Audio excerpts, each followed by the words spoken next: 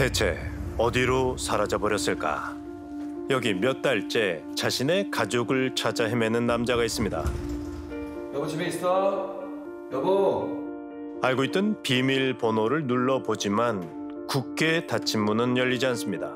6학년 아빠인데요. 오늘 학교 등교했는지 안 했는지. 4월 달에 전학을 오고 나서 네. 갑자기 이제 체험학습을 5일을 연속으로 썼어요. 또 이번 주 돼가지고 또 갑자기 또 안 나오기 시작했어요. 혹시 아이 엄마는 이유를 네. 있나요?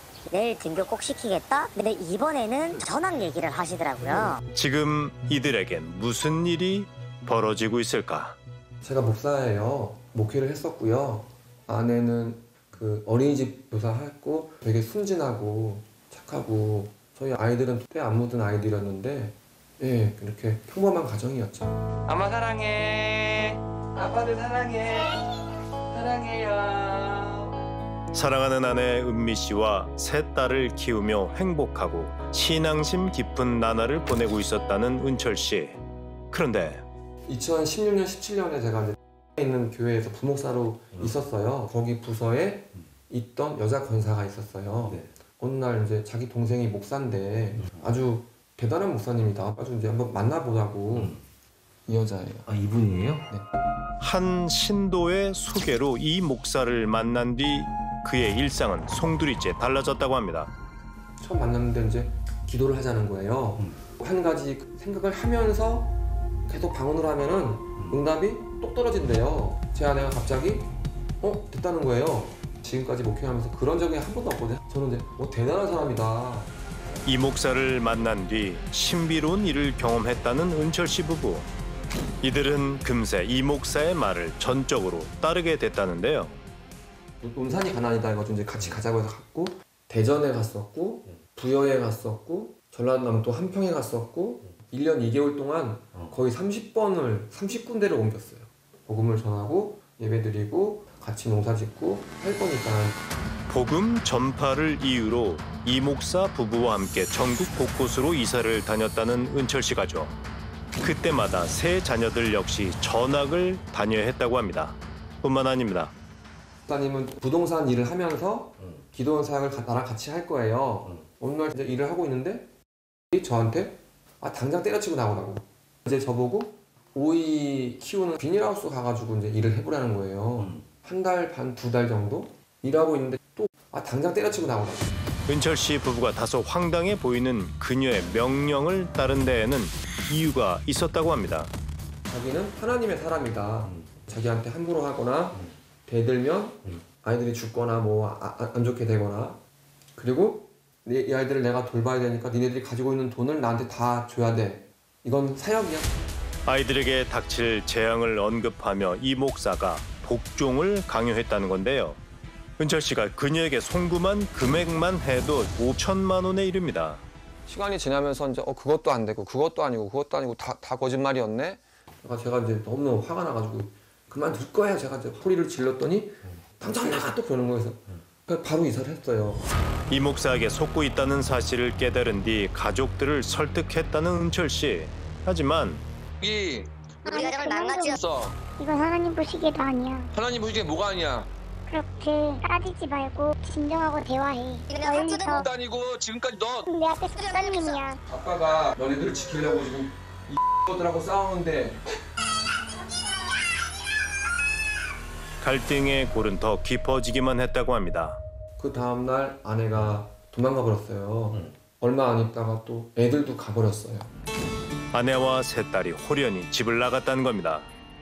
이들은 지금 어디에서 어떻게 지내고 있을까? 혹시 장모님이라면 아내와 아이들의 소식을 알고 있을지도 모릅니다. 성님, 죽을 전해졌습니다. 소파에 앉아. 이제 왔으니까 이제 믿음으로서 어떻게 살을 명구를 해야지. 느닷없이 무릎부터 꿇는 은철 씨를 다독이는 장모님. 하지만 처형의 입장은 다른 듯합니다. 근데 저는 제부의 정확한 진심을 알고 싶어.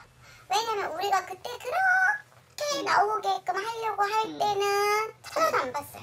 경찰에 신고를 하든 뭐 빠져나오라고 몇 번을 얘기했는데 아무것도 그때는 안 들려요. 아빠 사망 보험은 자기들 선교 사역으로 쓰라고, 아빠가 주신 돈이라고, 그 돈 달라고. 그러고 나서도 집 살 때 급하게 계약을 해야 된다 해서 2,500인가 2천만 원이 필요하다 해서 또 줬어요. 자기는 이렇게 없는 거야. 3년 전 온 식구가 찾아와 이 목사의 교회를 개척해야 한다며 아버지의 사망 보험금을 내놓으라고 했다는 겁니다. 게다가 애기들까지 세뇌를 당했다는 거 언제 느꼈냐면 아빠하고 엄마하고 여기서 그 난리를 치고 있을 때 큰딸이 화장실에서 그 여자한테 보고를 하고 있더라고요. 은철 씨의 처가 식구들 역시 은미 씨와 아이들의 소식은 전혀 모르고 있었는데요. 지피는 곳이 있다는 은철 씨가 이 목사 부부가 운영하는 가게로 향합니다. 그곳엔 남편 강 씨가 있었는데요. 예. 뭐 하는 짓이요? 빨리 나가셔. 또 어디 숨었냐고요. 이 새끼들 빨리 가셔. 그 뒤 이 목사의 남편은 가게 문을 닫아버렸습니다. 솔직해지세요. 솔직해지세요.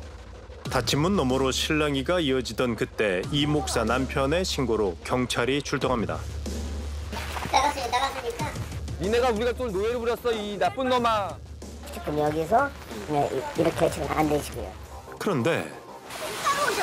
빨리 들어오셔. 네, 들어와요. 이 목사의 남편이 우리와는 얘기를 하겠답니다. 입금을 하겠다고 하는데 한 가정이 뭐 먹고 살았겠어요? 저 직업 있어요? 그래서 2년 동안 직업 없었어요. 아이들을 위해서 사용되게 된 돈이에요. 생활비도 되고 집도 있고 교통비도 하고 얼마나 많은 돈이 들어갔겠어요. 애들을 학교에 안 간 거는 그러면은 학교 가고 한 건 내 문제가 아니잖아요. 내가 볼 때는 아이들이 문제가 없고 잘 성장했어요. 보니까 이상한 거예요. 자기가 아이들을 이상하게 만들잖아요. 은철 씨의 통장에서 나간 돈은 생활비로 썼고 아이들이 학교에 안 간 건 그다지 문제가 되지 않는다는 겁니다. 게다가 엄마도 마찬가지죠. 남편한테 쫓겨난 여자가 뭐가 사랑이 있어서 애들한테 사랑을 쏘가. 스스로 나간 게 아니라 남편이 내보내서 나갔다는 말씀이시죠? 폭력 때문에 오잖아요. 폭력 때문에. 한두 번이 아니고 경찰한테 여러 수십 건이에요. 자신들은 그저 은철 씨의 가정폭력으로부터 내 모녀를 보호하고 있다는 겁니다. 이게 대체 무슨 소릴까요? 저희 가족들에게 했던 그런 모든 행동들이 잘못됐다는 거 알고 있어요. 작년 여름쯤부터 이제 아마 저한테 그러더라고요. 그때 너무 화가 나가지고 두 딸 머리채를 잡았어요. 잡아가지고 땅바닥에 쳐박았어요. 지난 여름 아빠가 이 목사의 은혜를 모른다며 차마 입에 담을 수 없는 욕설을 퍼부었다는 딸들. 세 딸의 보호자인 아내 역시 설득되지 않기는 마찬가지였다고 합니다.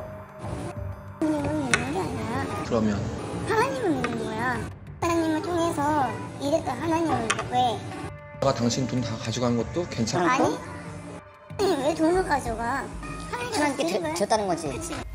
대체 이 목사는 어떤 사람일까? 우린 한때 은철 씨 가족과 이 목사 부부가 머물렀던 동네를 찾았습니다. 그 간판이고 뭐가 다 없네. 한때 예배당으로 사용된 듯한 이곳엔 여전히 세 자녀의 흔적이 남아 있었는데요. 이웃들 역시 목사 부부와 은철 씨 가족을 기억하고 있었습니다. 하고 알아요. 맞아. 일만 하는 게 아니고 자기 생활인 자기가 벌어가면서 목사 일을 해야 된다는 숨통을 가지고 있더라고요.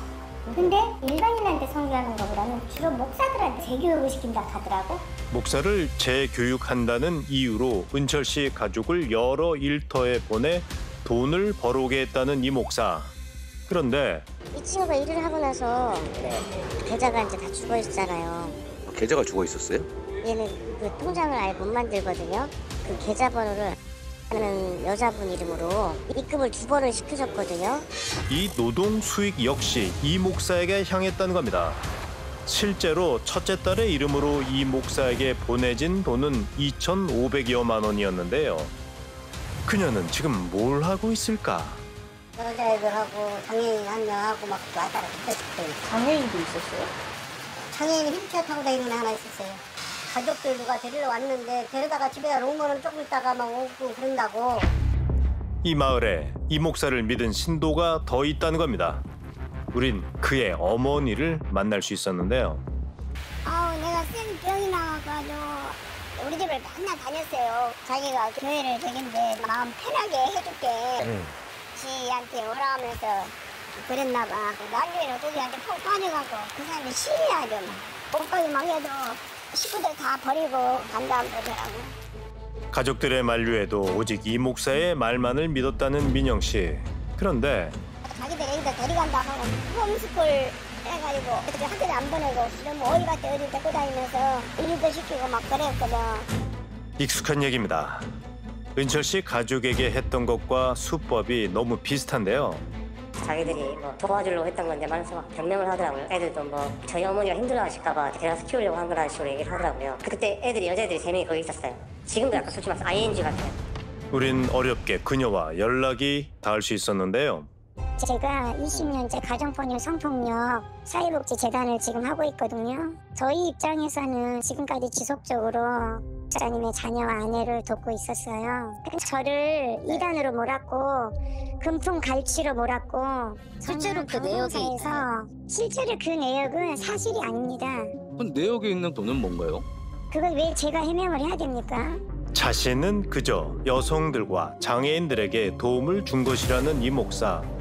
범죄 심리 전문가는 그녀의 행동에 몇 가지 주목할 점이 있다고 말합니다. 접근하는 방법이 그 집의 부모들이 자기에게 굉장히 의지를 하게끔 만들어요.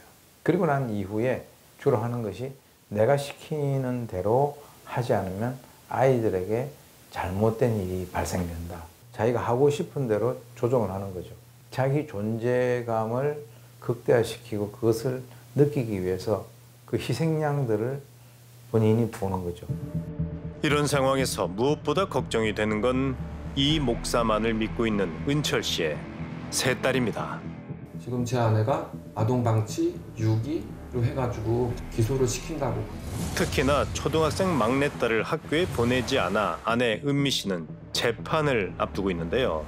이게 지금 문제가 집단화가 돼 있는 거거든요. 자기를 지금 잃어버리고 집단에 매몰돼서 집단이 추구하는 가치로 막 움직일 가능성이 있어요. 어머니는 사실 하시는 행동을 보시면 이런 환경 자체가 정서적인 학대라고 사실 볼 수 있는 상황이긴 하거든요. 가정에게만 이거를 맡겨서는 절대 회복되기가 좀 어렵습니다. 아이들이 이제 그 행위자와 함께 지내는 것들이 좀 아이들 안전에 위협이 있다고 할 때 보호시설로 입소를 시킬 수 있는 그런 제도가 있어요. 네.